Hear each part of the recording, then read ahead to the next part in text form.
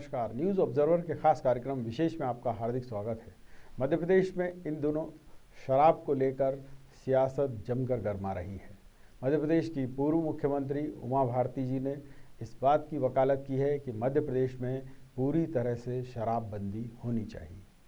उन्होंने ये भी कहा कि सरकार एक माँ की तरह होती है और माँ ही अगर विष दे यानी शराब दे यानी बेचे तो ये उचित नहीं कहा जाएगा। उन्होंने सीधे सीधे शिवराज सरकार को ये चुनौती दी है और ये भी कहा है कि उनके एजेंडे में शुरू से ही शराबबंदी रही है। उन्होंने गुजरात और बिहार का भी उदाहरण दिया है और ये कहा है कि शराबबंदी होने के बाद से इन दोनों राज्यों में महिला अपराध कम हुए हैं। आज इसी विषय पर चर्चा करेंगे, क्या वाकई शराबबंदी शिवराज की सरकार कर पाएगी या फिर इस पर सिर्फ नाटक नौटंकी चलती रहेगी। चर्चा की शुरुआत करते हैं। उससे पहले उन मेहमानों का परिचय जो इस परिचर्चा में भाग लेंगे। बात में करूं कांग्रेस की, तो कांग्रेस से वरिष्ठ नेता हैं आनंद तारण जी, विपक्ष की भूमिका में हैं, तो वो ये बताएंगे कि उमा जी के कहने के क्या मायने हैं और शिवराज जी के ना कहने या मौन रहने के क्या मायने हैं। और बात करूं सपाक्स की, तो सपाक्स से वरिष्ठ नेता हैं हरिओम गुप्ता जी, नमस्कार। वो तीसरी पार्टी के रूप में अपना पक्ष रखेंगे और ये बताएंगे कि किस वजह से शराबबंदी होगी या नहीं होगी। चर्चा की शुरुआत करें। सबसे पहला सवाल यहाँ तारण जी आपसे। उमा जी ने आज ये जो प्रेस कॉन्फ्रेंस की और उसमें ये कहा कि शराबबंदी होनी चाहिए, ये प्रदेशवासियों के हित में है, महिलाओं के हित में है, प्रदेश के वो गरीब तबके जो शराब में अपना पूरा पैसा लुटा देते हैं उनके लिए फ़ायदेमंद है। क्या कहेंगे आप? देखिए, उमा जी ने जो बोला उसका मैं स्वागत करता हूँ और आशा करता हूँ कि भारतीय जनता पार्टी की बड़ी नेत्री हैं, प्रदेश की पूर्व मुख्यमंत्री, और निश्चित रूप से उन्होंने कांग्रेस की 10 साल के बाद भारतीय जनता पार्टी की सरकार का पदार्पण किया था, लेकिन जिस तरह से उन्हें हाशिए पर रख दिया गया, लेकिन उनकी सोच जो मध्य प्रदेश के विकास की है उसकी मैं प्रशंसा करता हूँ और आशा करता हूँ कि भारतीय जनता पार्टी जो उन्होंने बोला उसका अक्षरांश पालन करे, निश्चित रूप से प्रदेश की जनता को कम से कम राहत मिलेगी। कांग्रेस पक्ष में है शराबबंदी की? नहीं, क्यों नहीं है। कांग्रेस तो चाहती थी, लेकिन वो कांग्रेस के घोषणा पत्र में भी था कि हम शराब बंद करेंगे, लेकिन केंद्र की भाजपा सरकार ने जो मध्य प्रदेश के कोटे का पैसा था वो देने में कहीं ना कहीं आनाकानी की, इसलिए कहीं ना कहीं इस मामले में थोड़ी सी दिक्कत हुई और उन सब दिक्कतों के कारण कमलनाथ जी ने दूसरे बहुत सारे कोशिश की कि हम दूसरे बहुत से उपाय आए, चाहे तो निवेश की बात करें, निवेश के लिए उन्होंने बहुत कोशिश की और लेकिन सिद्ध के लिए युद्ध उन्होंने की बात करी, माफिया पर प्रहार किया निश्चित रूप से, और जो आय बढ़ाने के लिए उन्होंने जो संसाधन थे, जो पिछले भाजपा शासनकाल के संसाधन थे, उनमें भी राजस्व वृद्धि के लिए कोशिश करा। जहाँ 200-400 करोड़ रुपए थे वहाँ उन्होंने 2500-3000 करोड़ रुपए राजस्व की कोशिश की। निश्चित रूप से हमारी कोशिश थी कि मध्य प्रदेश को उत्थान की तरफ ले जाए, मध्य प्रदेश। बिल्कुल, आपने जो कहा कि रेवेन्यू बढ़ाने के लिए ऐसा आपने किया, हालांकि घोषणा पत्र में आपने खुद माना, अच्छी बात है, और ये कहा कि मद्य निषेध की तरफ आप बढ़ रहे थे, परंतु आर्थिक स्थिति खराब थी, इसीलिए आपने नई दुकानें खोलने के लिए प्रस्ताव तैयार किया था। महिलाओं के लिए अलग से शराब दुकानें, मॉल्स में शराब दुकानें खोलने का प्रावधान किया था। तो ये सिर्फ रेवेन्यू बढ़ाने के लिए ही था? देखिए प्रकाश जी, जब देश का जो पिता है वो अगर पुत्रों पे ध्यान नहीं दे तो पुत्र को कहीं ना कहीं थोड़ी सी कुछ व्यवस्था करना पड़ती, जो अपने जिनका वो पालक। बहुत अच्छी बात आपने कही है और इसका जवाब मैं आपसे चाहूँगा हरिओम जी कि सरकार को पैसा जुटाना है तो उसकी मजबूरी हो जाती है कि वो अनैतिक जो कार्य हैं उनको भी करे, शराब भी बेचे, जुए खाने भी खुलवाए और भी तमाम तरीके के जो जिसको कहा जाए उपाय हैं वो करे।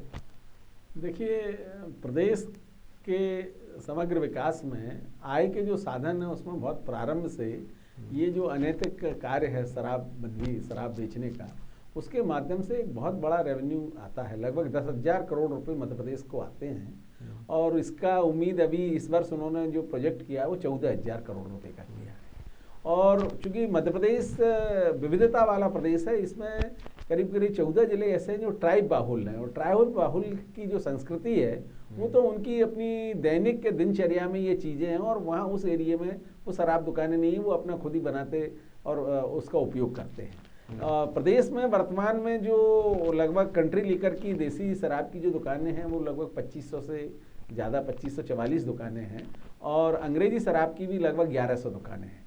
और इनसे वर्तमान में जो कांग्रेस सरकार पिछले 15 महीने में रही थी, उन्होंने जिस पॉलिसी से इन दुकानों को बेचा था उसी पर भी ये वर्तमान सरकार कर रही है। चूँकि 2 घटनाएं प्रदेश की हृदय विदारक घटनाएं हुई, जिसमें नकली शराब बेचने का और ये इसका पूरा दारोमदार जो तंत्र है उस तंत्र की लापरवाही इसमें प्रमुख रूप से उद्वेलित हुई, और जिसके कारण उन एक्साइज डिपार्टमेंट ने यदि अपनी भूमिका निभाई होती तो ना उज्जैन में जहरीली शराब बिकती और ना मुरैना में इतने 28 लोग जहरीली शराब पीने से मरते।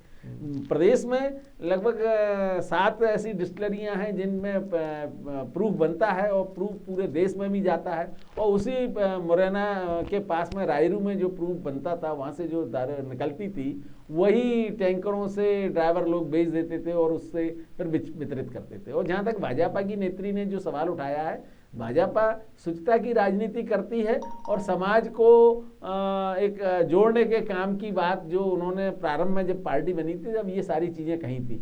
निश्चित रूप से प्रदेश में शराबबंदी अगर होती है तो उसका सबसे बड़ा लाभ हमारा जो कमज़ोर तबका है, जो गरीब तबका है, जो कंट्री लेकर 2500 दुकानें जिससे लोग शराब पीते हैं, उसमें निश्चित रूप से पैसे की बचत होगी ग्रामीण की, और ग्रामीण की आर्थिक स्थिति होगी। सपाक्स पार्टी भी चाहती है कि शराबबंदी हो, लेकिन शराबबंदी के लिए शिवराज जी की सरकार जो 15 महीने के बाद कांग्रेस के बाद आई है, अभी इसके पहले जो तीसरे टर्म में उन्होंने ऐसा संकल्प लिया था जब ये बातें चली थी कि हम धीरे धीरे शराबबंदी करेंगे, और नर्मदा के जब उन्होंने नर्मदा का परिक्रमा की थी तो नर्मदा किनारे की लगभग 58-60 दुकानें उन्होंने नर्मदा के किनारे से समाप्त भी की थी। लेकिन शराबबंदी के साथ जो पैसा राजस्व का आता है उसकी भरपाई, चूंकि वर्तमान में केंद्र में भारतीय जनता पार्टी की सरकार है, अगर वो चाहें तो राजस्व की प्रतिपूर्ति वहां से की जा सकती है। और नहीं, यहाँ ये स्तर से मैं इसलिए सहमत नहीं हूँ कि केंद्र से प्रतिपूर्ति की जा सकती है। बिहार ने अगर शराबबंदी की तो उसको कोई स्पेशल पैकेज मिल रहा है क्या? नहीं, मैं तो एक उदाहरण गुजरात नहीं, गुजरात ने अगर शराबबंदी की तो क्या स्पेशल पैकेज मिल रहा है? अब ये राज्य को अपने संसाधन जोड़ने पड़ेंगे। आप टूरिज्म में हनुमंतिया में करते हैं, टूरिज्म को बढ़ावा देके कर सकते हैं, सरकारी कहाँ से करें टूरिज्म? आपने देखा हनुमंतिया में जिस तरीके से कल फ्लाइंग वाला प्रोग्राम था, रस्सी टूट गई, 2 मर गए। तो वर्तमान में देखिए साहब 15 महीने के बाद ये सरकार आई है तो चारों तरफ से लूटने में लगी है। बिजली में अनाप शनाप इन्होंने बढ़ोतरी कर दी, अभी बढ़ोतरी की और फिर आप कह रहे हैं कि हम और अभी बढ़ाएंगे, 6% और बढ़ाएंगे इनकम टैक्स। इसके अलावा भी आय बढ़ाने के नाम पर, और दूसरा 10,000 करोड़ तो ये सरकार का आता है। इतना ही चोरी में पैसा जाता है, इतना ही पैसा अमले के माध्यम से राजनीति। तो अगर ये सरकार राजस्व के घाटे पर चिंता नहीं है, चिंता ये है कि जो अवैध धन आएगा वो जो एक चैनलाइज तरीके से। ठीक है, मैं अगला सवाल तारण जी आपसे जानना चाहूँगा। ये एक आपने जवाब सुना होगा हरिओम गुप्ता जी का, और आम जनता के मन में भी ये सवाल है कि आपको पैसा नहीं मिल रहा है तो आपने शराब की दुकानें खोल ली, और ज़्यादा खोल ली, या और ज़्यादा का प्रस्ताव दे दिया। गुजरात और बिहार का उदाहरण है। बिहार की भी गवर्नमेंट कमोवेश तब थी जब आपकी गवर्नमेंट यहाँ पर, यानी कांग्रेस की कमलनाथ सरकार यहाँ थी। उन्होंने उस समय शराबबंदी की और आपके यहाँ दुकानें बढ़ाने का प्रस्ताव आ गया। गुजरात में तो बहुत पहले शराबबंदी, मैं बिहार की बोल रहा हूँ। बिहार में उन्होंने किया निश्चित रूप से। तो देखिए सबसे बड़ी बात ये है कि जो शासक है, शासक की इच्छा शक्ति होना चाहिए। बहुत बढ़िया बात कही है, बहुत शानदार बात आपने कही है। मैं कांग्रेस की बात कर रहा हूँ। कांग्रेस की इच्छा शक्ति थी, हाँ, लेकिन जब हो नहीं पाई जनता पार्टी की केंद्र सरकार ने नहीं। देखिए अभी मैं आपको नहीं, मैं आपको पूरी बात नहीं, चलिए सुना दीजिए, हाईलाइट कर रहे हैं, चलिए सुना दीजिए। जब केंद्र सरकार ने देखा कि मध्य प्रदेश की सरकार काम अच्छा कर रही, क्योंकि हमने निवेश की बात की, कोशिश कर रहे थे और उसमें सफलता मिल रही थी कमलनाथ जी को। आ रहे थे, बड़े नहीं आ रहे, बड़े कहीं ना कहीं दबाव में थे केंद्र सरकार के, लेकिन छोटे निवेश आ रहे थे और कमलनाथ जी अच्छा काम कर रहे थे। निश्चित रूप से प्रदेश के हित में काम कर रहे थे, जनहित में काम कर रहे थे। लेकिन जिस तरह से सरकार को गिराया गया और केंद्र सरकार के आदेश पर जो शिवराज सिंह ने देखिए, अब बोला है आप और ये विषय सब को सब- डाइवर्ट कर रहे नहीं, उसी पे हैं। आप अभी मैं आपसे पूछ रहा था रेवेन्यू की, अब आप उस रेवेन्यू पे पे आ यार गए। मैं वापस वहीं आ रहा हूँ। हाँ, आ जाइए। एक बार सुन लें। तो निश्चित रूप से इन सब कारणों के कारण हम्म। ये शराब वाला मामला ये भी कहीं ना कहीं खड़ा है, क्योंकि हमारे पास जो साधन थे, जितने साधन थे उसमें अगर 400 करोड़ आ रहा था तो उसको 2000 करोड़ बढ़ा के 2400 करोड़ करने की बिल्कुल। कोशिश की। जो चोरी हो रही थी उसको रोकने की कोशिश चलिए, की। अब मुझे जो एक सवाल का जहरीली जवाब शराब चाहिए। वाला मामला हुआ है, हाँ। जहरीली शराब का जो मामला हुआ है, किस तरह से 28 लोगों की, बिल्कुल ठीक है। 28 परिवार मारे गए, और इसके बाद भारतीय जनता पार्टी के नेता उसमें नेतागिरी कर रहे हैं, और वो कह रहे हैं कि साहब दुकानें कम है इसलिए अवैध हो रहा है। भाई अवैध क्यों हो रहा है जब आपके इतने अधिकारी मध्य प्रदेश की राजधानी में बने बैठे हैं कई सालों से? मैंने अभी देखा कि 6 साल से लेकर 15 साल हो गए उनको यहाँ पर। क्या कारण है कि इतने दिनों से अधिकारी बहुत अच्छी बात क्यों नहीं उन्हें हटाया जाता? ठीक बात। क्यों नहीं उनके ऊपर कार्रवाई की जाती? और उस पर कार्रवाई करना चाहिए। देखिए सीधी बात है प्रकाश जी, हम तनख्वाह दे रहे हैं, तनख्वाह जनता की जेब से दे रहे हैं, और इसमें कार्रवाई सुनिश्चित इसलिए होना चाहिए कि जो जवाबदार है उस पर चलिए, मेरा होनी चाहिए। नहीं, अगर अच्छी जो बात आपने 28 कही लोग है। मारे गए उनमें जो दोषी हैं, आपने अच्छी बात कही है। मेरा सवाल का जवाब नहीं, ये सब चीज़ें ठीक है। मैं ये जानना चाह रहा हूँ तारण जी आपसे, जनता हर एक अच्छी सरकार से ये उम्मीद करती है कि वो अनैतिक कार्यों को कम करेगी। शराब बेचना, जुआ घर खुलवाना, फिर कल को आप चकले घर भी खुलवा दो, कोई भरोसा थोड़ी है भाई। पैसे कमाना है तो कुछ भी करेंगे। मैं ये पूछना चाह रहा हूँ कि क्या वाकई अब कांग्रेस अगली बार जब अपना मैनिफेस्टो बनाएगी तो उसमें ये लिखेगी कि नहीं साहब, हम तो चाहते हैं कि शराबबंदी पूरी तरह से हो, टैक्स कहीं और से भी लिया जा सकता है बजाय इसके कि लोगों के घर बर्बाद कर दिए जाएं? मैंने निश्चित रूप से प्रकाश जी इन सब चीजों से जो आज घटनाएं घट रही हैं उनसे निश्चित रूप से कांग्रेस सबक लेगी, और न केवल शराब में।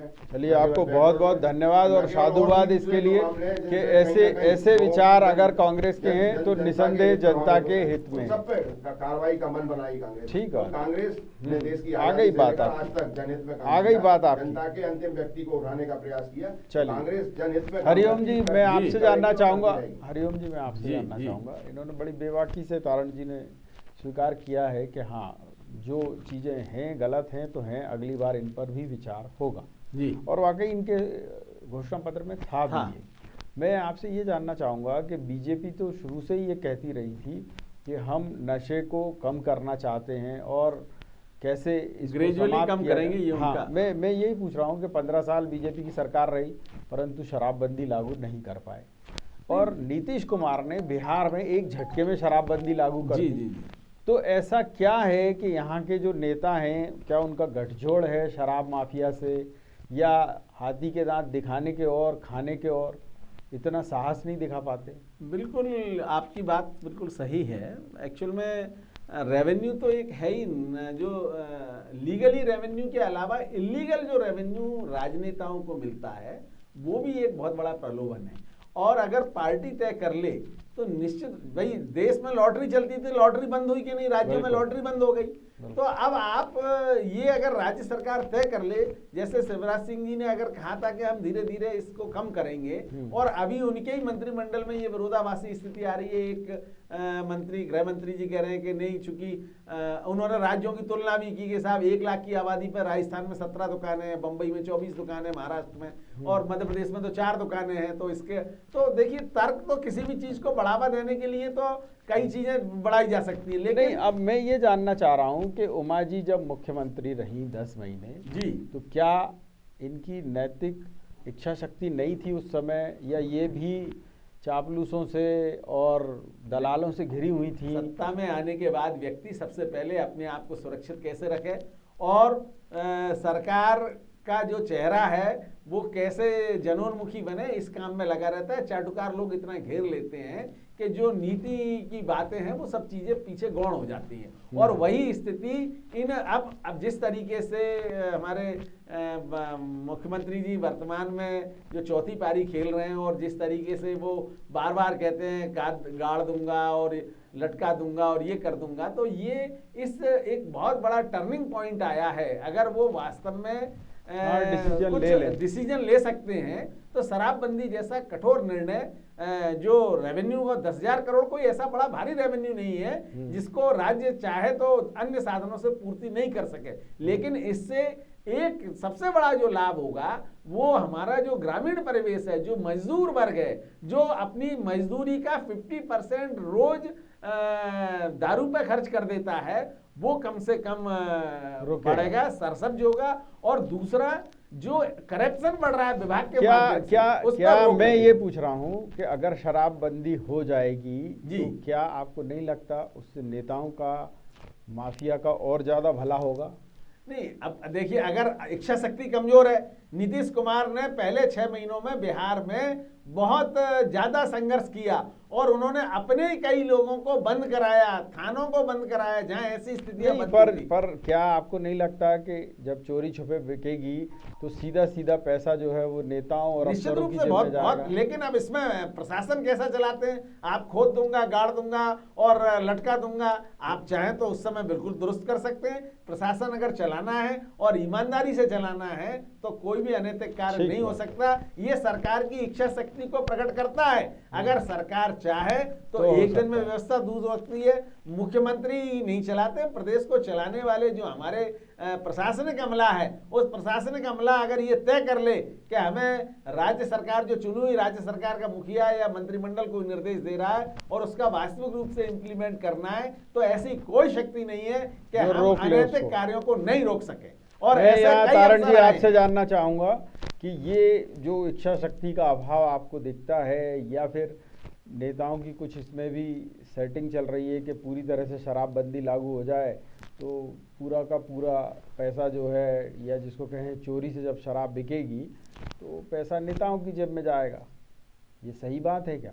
देखिए प्रकाश जी, सबसे पहले तो मैं एक बात बोलना चाहता हूँ कि मध्य प्रदेश में मेरे ख्याल से मेरी जानकारी में जो 28 लोग मारे गए हैं जहरीली शराब से, और इसके बाद जो नेतागिरी की है, काय की हो रही है, दुकानें बढ़ाने की, मेरे को समझ में नहीं आता कि भाई जो जवाबदार आदमी सरकार ने ऐसे अधिकारियों पर कार्रवाई क्यों नहीं कर रही?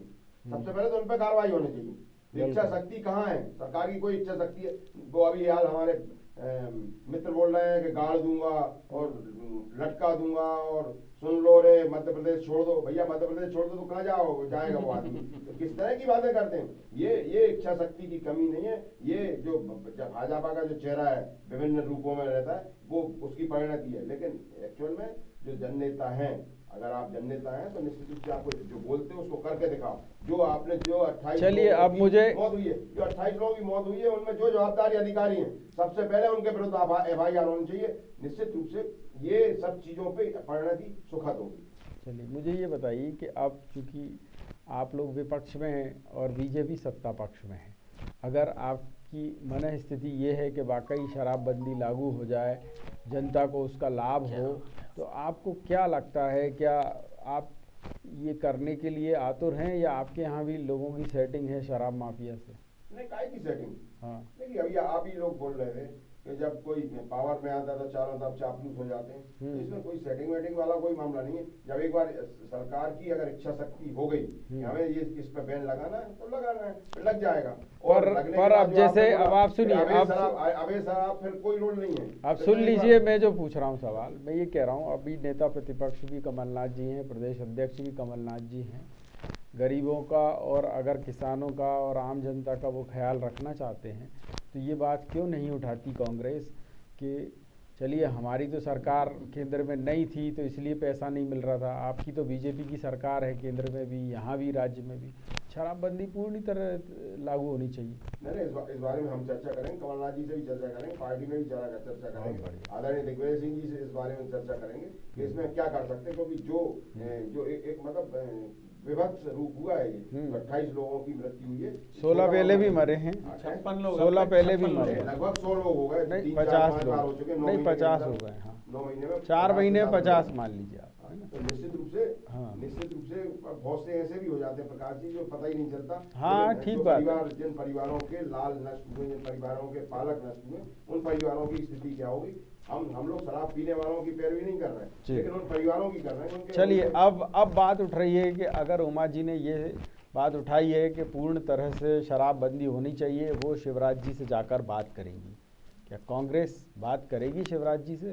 नहीं, क्यों नहीं करेगी बात? बिल्कुल बात करेगी। दूसरा ये कि जो जिस तरह से जो बातें सामने आई हैं भारतीय जनता पार्टी की, नहीं, अभी देखिए विषय की बताइए आप। मैंने बोल दिया, इसके बाद मैं अगली बात बोल रहा हूँ। हाँ। कि जिस तरह से बातें सामने आई हैं कि मंत्री कुछ कह रहा है, मुख्यमंत्री कुछ कह रहा है, उमा भारती कुछ कह रही, तो ऐसा लगता है कि भारतीय जनता लागू पार्टी नहीं के करेंगे। करने में भी कुछ आपस में गड़बड़ है, एक दूसरे को चलिए, कहीं नीचे दिखाने की कोशिश की जा रही है। अब मुझे ये बताएं कि शराबबंदी अगर लागू होती है तो जो नेताओं की जेब में पैसा जाता है वो रोकने के लिए और उस पर निगाह रखने के लिए क्या विपक्ष के तौर पर कांग्रेस तैयार है?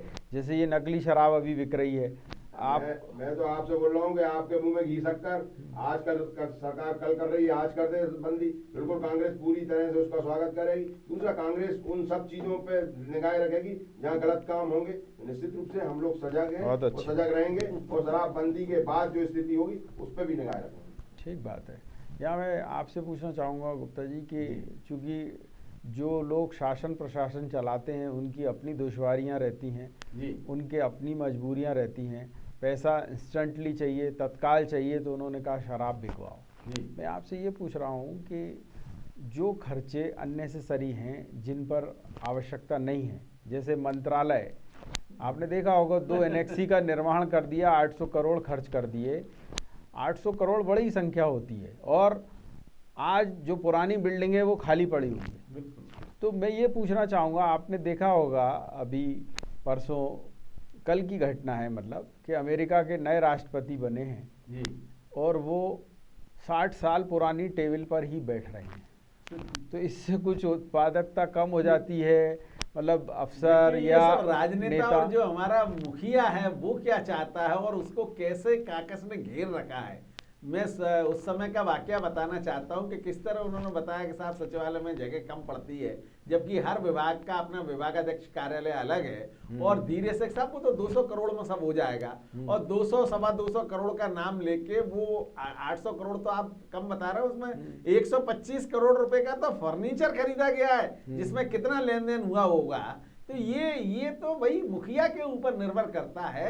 राज्य में कोई आवश्यक शराबबंदी बंद होने के बाद ऐसा नहीं है कि राज्य में कोई आर्थिक आपातकाल लग जाएगा। इतने सारे रिसोर्सेज हैं। आपने जो जो टैक्स बढ़े हुए हैं, पेट्रोल पर टैक्स बढ़ा है, देश में सबसे ज्यादा पेट्रोल डीजल पर अगर टैक्स लग रहा है तो इसी प्रदेश में लग रहा है, लेकिन इसके बावजूद भी राज्य सरकार हमेशा कर्जा लेती रहती है। तो हमारे कांग्रेस नहीं, मैं ये जानना चाह रहा हूँ कि अगर मान लीजिए शराब नहीं तो क्या, और अगर शराब नहीं तो क्या, तो फिर आगे की बात वहीं से उठती है कि रेवेन्यू कहाँ से आएगा? सब प्रदेश से ही अर्जित होगा। बहुत सारे ऐसे रिसोर्सेज हैं जो सब अभी भी चोरी हो रही है और अभी भी पूरी तरीके से वसूली नहीं होती है। अगर सरकार तय कर ले कि हमें ये काम बंद करना है, शराब बंद करना है, तो दूसरे रिसोर्सेज यही प्रशासनिक अमला ये तय करके देगा कि साहब हम इन साधनों से हम इसमें राजस्व बढ़ेगा और प्रदेश की आर्थिक स्थिति भी सुदृढ़ रहेगी। पर कैसे बढ़ेगा? मैं चूंकि आप अफसर भी रहे हैं, मैं पूछ रहा हूँ कैसे बढ़ेगा?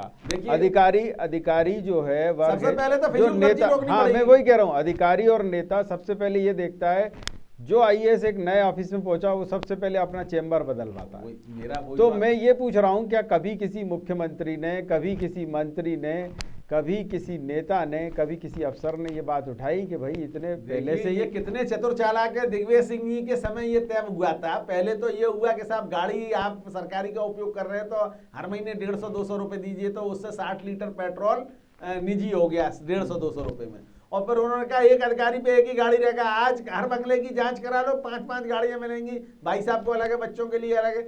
दूसरा, फिर उन्होंने कहा साहब दैनिक वेतन वही कर्मचारी रखे जाते थे, धीरे से साहब सरकार ने हटा दिए, और अब तो इतना बढ़िया सरल उपाय है कि सारी चीजें साहब आउटसोर्स कर रहे हैं। अब आउटसोर्स क्या कर रहे हैं? आप एक कार्यालय का ही अगर पता लगा ले तो पता लगेगा कि जितने आउटसोर्स क्लास 4 के आदमी रखे गए हो उसमें से आधे बंगलों पे काम कर रहे हैं। तो ये फिजूल खर्ची है। ये अगर तय कर, आपने अमेरिका का उदाहरण दिया कि वही पुरानी टेबल पर काम कर रहे हैं, हमारे यहाँ नेता तो पहले ऐसा आदर्श प्रस्तुत करे, जिन बंगलों में कांग्रेस मंत्रियों ने लाखों करोड़ों रुपए के काम कराए, उन बंगलों में अब अभी भी चल रहा है, अब काम हो रहा है। तो ये क्या तमाशा है? जब भी चलिए, अब मैं अगला सवाल तारण जी आपसे पूछूंगा बड़ी बेबाकी से।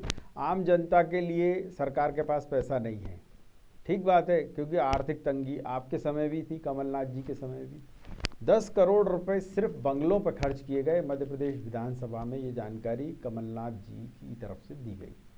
मैं ये जानना चाह रहा हूँ, उन बंगलों में पहले भी मंत्री रह रहे थे, जानवर तो थे नहीं, चपरासी थे नहीं, मंत्री रह रहे थे। 10 करोड़ खर्च कर दिए, उसके बाद इनकी सरकार आई, शिवराज जी की ने और कर दिए। मुख्यमंत्री निवास पर एक स्थायी टेंट, उसमें वो कंजे मियाँ जो है वो अरबपति बना चला जा रहा है। मैं आपसे ये पूछ रहा हूँ कि आपकी भी सरकार आई तो आपने भी यही किया। जनता ये पूछना चाहती है कि ढोंग क्यों करते हैं आप ऐसे नेता, बताएं तो सही कि हाँ हमने आके इस पर कर्टल किया है, इस पर कमी की है, या जो चल रहा था हमने उसको रोका है। एक चीज और जोड़ दूंगा, ये 10 करोड़ तो वो हैं जो पीडब्ल्यूडी ने खर्च किए हैं। ठीक है, बाकी हर अलग है। मंत्री के विभाग के तारण जी का पैसे। जवाब, तारण जी का जवाब। देखिए, सबसे पहला तो निश्चित रूप से हमारे देश के राजनेताओं को, नौकरशाहों को, सबको अमेरिका के राष्ट्रपति, जो नवनियुक्त राष्ट्रपति, उनसे जो बाइडेन, बहुत बढ़िया, बाइडेन साहब से उनसे सबक लेना चाहिए। और उनने मैं आपकी प्रशंसा करूंगा आज के वाकई आज जो है ना आपने जो तर्क सहित बात की। जैसे कांग्रेस की आपने बात की, जब कांग्रेस की सरकार बनी तो वो उस समय से ये पता चला था कि वो नलों की टोटी भी नहीं है, ये भी नहीं है, वो भी नहीं है, तो वो जरूरी हो गया था खर्चे करना। नहीं 10 करोड़, लेकिन एक बात अभी हमारे मित्र नहीं, अब देखिए अब आप विषय से भटक रहे हैं और आगे बढ़ा रहा हूँ। देखिए, लेकिन जो हमारे मित्र ने बोला, क्या जरूरत है, क्या जरूरत थी कि हमारे देश के प्रधानमंत्री को 10-10 लाख रुपए के सूट अब देखो आप क्या आवश्यक। देखिए सुनिए, जब ये पिता से आप चलता जो है ना, ये दादा से चलता, दादा से बेटा करता, उनसे उसके पोते करते। सूट सरकारी खर्च पे खरीदा क्या? और कहाँ से खरीदा? नहीं, आप क्या है, बेस रिपेयर की बात है, मत कैपेसिटी नहीं थी पहनने की, जिनके पास घर में पैसा नहीं था, वो खुद बताते हैं कि हमारे घर में पैसा नहीं था, हमारा भैया जी बहुत अच्छे 10 लाख का। आप प्रकाश जी, आप पहनते क्या सूट? आप मतलब ये है, आपका मतलब ये है, निश्चित नहीं रूप से हमारे हमारे ऊपर के नेताओं को कमलनाथ जी के बारे में बताइए। गांधी जी से सबक लेना पड़ेगा, गांधी जी से सबक लेना पड़ेगा देशवासियों को। मैंने सवाल तारण जी क्या पूछा? मैंने सवाल मध्य प्रदेश के बारे में। हमारे देश का प्रधानमंत्री, अच्छा ठीक है, 10 सुनिए, लाख रुपए के सूट पहन रहा है, अरे निश्चित रूप से गंभीर बात। लेकिन हम उनकी बातों पे नहीं जा रहे, वो जो कर रहे हैं वो भी देश देख रहा है। लेकिन राजनेताओं को, मैं अभी प्रदेश की बात कर रहा हूँ, प्रदेश की बात कर रहा हूँ, प्रदेश के नेताओं को, जन नेताओं को सबक लेना चाहिए कि हम अपने संसाधनों को, जो हमारे नहीं बढ़ रहे हैं, उन संसाधनों को कम करने के लिए, हमारे खर्चों को करने के लिए किस तरह से हम अपनी जो खर्चे हैं उनमें कटौती करें। निश्चित रूप से चलिए, ये गलती हुई कि नहीं आपकी सरकार से, पहले तो ये सरकार तो 11 महीने रही है, आप तो 15 महीने वाले हैं, और अभी 300 दिन वाली सरकार वालों से पूछने का क्या हाल है उनका। देखिए तारण जी, मैं सवाल स्पेसिफिक उनसे भी पक्ष में आज कांग्रेस, उसको आप कोस रहे हैं। लेकिन एक बात सुन लें आप, जो आपने भी अभी आपका फिर से भोपाल में हमीदिया हॉस्पिटल में करोड़ों अरबों रुपए की अट्टालिकाएं खड़ी कर दी। मैं आपसे देखिए, अब विषय पे एक तो तारण जी विषय पे रहिए, फालतू के उसमें मत जाइए। मंत्रालय की, मैं मंत्रालय की बोल रहा हूँ, आप अपन जो ज्यादा कर रहे हैं उन खर्चों पे कटौती करें। तो मैं यही कह रहा हूँ आपसे कि अगर, अरे सुनिए तो सही, पार्टी की सरकार ने सवाल सुनिए, ले चुकी है, सवाल सुनिए। कांग्रेस की तो 15 महीने की सरकार ने मजबूरी में कर्जा लिया। मैं आपसे ये पूछ रहा हूँ कि तब गलत हुआ कि नहीं कि आपके पास अच्छी वाली बिल्डिंग थी मंत्रालय में, आपने कहा नहीं हम तो नए में जाएंगे, फिर नए में जाएंगे तो आपको मालूम है जो काम 4 लिफ्टों में होता था, आज एक जो सेक्शन है उसी में 16 लिफ्टें लगी हुई हैं। आपको पता है बिजली का खर्च जो है वो प्रति माह 10 लाख से ऊपर का है। मगर मेरे आदरणीय प्रकाश जी, वो भारतीय जनता पार्टी शासनकाल की शब्द हैं।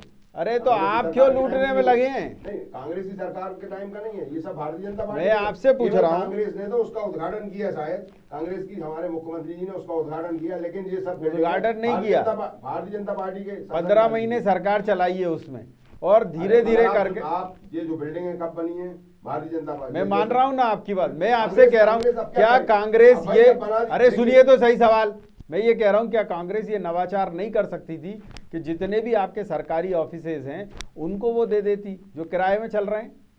नहीं, निश्चित रूप से। एक बात बताओ आप प्रकाश जी, अब देखो जवाब दीजिएगा। आपकी सब बातें स्वीकार हैं, लेकिन आप एक बात सुने जी, 15 महीने की सरकार, 11 महीने मतलब मानते हैं ना कि कुछ गलतियां हुई हैं। पहले आप सुनो, आप हाँ बताओ। 11 महीने काम करने का टाइम मिला, हमारे सामने सबसे बड़ा काम था किसानों का कर्जा माफ, और हमने वो करा। और इसके बाद भी आज भी पूरा मीडिया वो भी कहता कि नहीं करा, पूरा भारतीय जनता पार्टी वो भी कहता नहीं कर रहा, और विधानसभा में भारतीय जनता पार्टी बोल रही है 27 लाख किसानों अच्छा, को करा होता तो फिर अभी हार क्यों जाते उपचुनाव? बड़ा काम करके दिखाया कमलनाथ जी ने, कांग्रेस की तो सरकार ने। सुनिए, अगर करा होता तो हार क्यों गए फिर उपचुनाव? देखिए ये समय बताएगा। और चलिए, आज अच्छी जो बात चश्मा पड़ा है वो भारतीय जनता पार्टी ने जिस तरह का आडंबर लोगों के दिमाग में चलिए, भर दिया अंतिम सवाल आपसे यहाँ हरिओम जी कि क्या वाकई जो राजनीतिक दल हैं इस समय वो अपनी सोच पर खरे नहीं उतर रहे हैं, अपने वादों पर खरे नहीं उतर रहे हैं, घुमाना है बस सवाल को, घुमाना है विषय को। पहले जब सत्ता में नहीं होते तो कहते हैं शराबबंदी करेंगे, और जब सत्ता में आ जाते हैं तो कहते हैं मजबूरी है। सत्ता का लाभ कैसे लिया जाता है, ये कांग्रेस और भारतीय जनता पार्टी एक दूसरे को अच्छी तरह समझते हैं। वही स्थिति इस प्रदेश में भी है।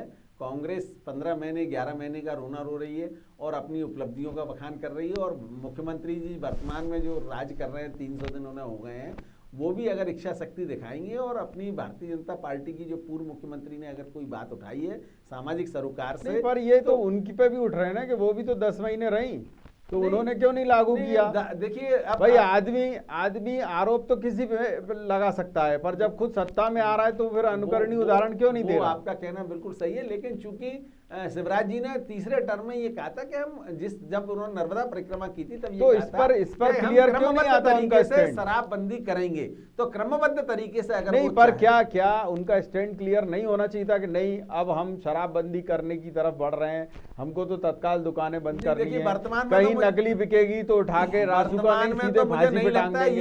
ये सब जो अभी तात्कालिक रूप से मुरैना घटना की परिणाम मान सकते हैं, तात्कालिक रूप से तो मुझे नहीं लगता कि भारतीय जनता पार्टी का नेतृत्व शराबबंदी की बात करेगा। बहुत अच्छी बात आपने कही है, और यही नेताओं का चरित्र है कि जब वो विपक्ष में रहते हैं तो इतनी लुभावनी बातें करते हैं जिसे देखकर लगता है जनता को कि इनसे सच्चा हितैषी तो कोई है ही नहीं, परंतु सत्ता में आते ही वो भूल जाते हैं।